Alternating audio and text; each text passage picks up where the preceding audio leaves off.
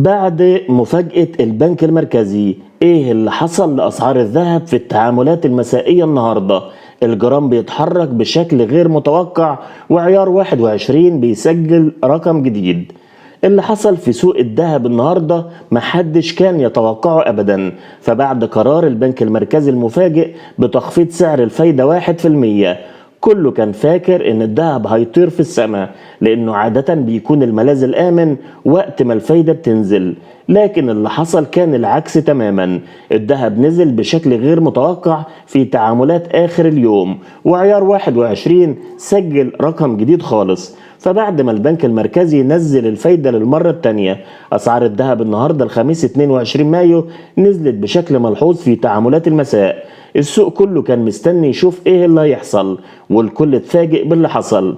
نادي نجيب سكرتير عام شعبة الذهب السابق قال ان الاسعار الجديدة بقت كالتالي: الجرام 14 ب 3083 جنيه، والجرام 18 ب 3964 جنيه، والجرام عيار 21 ب 4625 جنيه، والجرام عيار 24 ب 5285 جنيه. مش بس جرامات الذهب هي اللي نزلت، الجنيه الذهب كمان سعره نزل وبقى ب37 ألف جنيه. وده طبعا يبين قد ايه قرار الفايدة أثر في كل حاجة ليها علاقة بالذهب.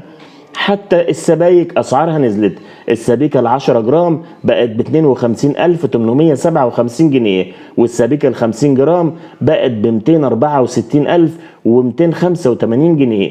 أوقية الذهب نفسها اللي هي 31 جرام بقى سعرها 164385 جنيه. الأسعار دي ممكن تختلف شوية من تاجر للتاني، بس الاتجاه العام هو النزول. طيب ايه علاقة الفايدة بالذهب وليه حصل كده؟ المفروض لما الفايدة تنزل الذهب سعره بيزيد لانه بيبقى ملاذ امن للمستثمرين، لكن اللي حصل النهاردة عكس التوقعات.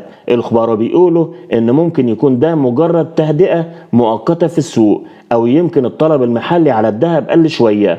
كتير من اللي بيتعاملوا في الذهب شايفين النزول ده مش دايم، وان الاسعار هترجع تستقر وتعتمد على سعر الدولار والتضخم في الايام اللي جاية، خصوصا بعد تصريحات البنك المركزي انه ملتزم باستقرار سعر الجنيه.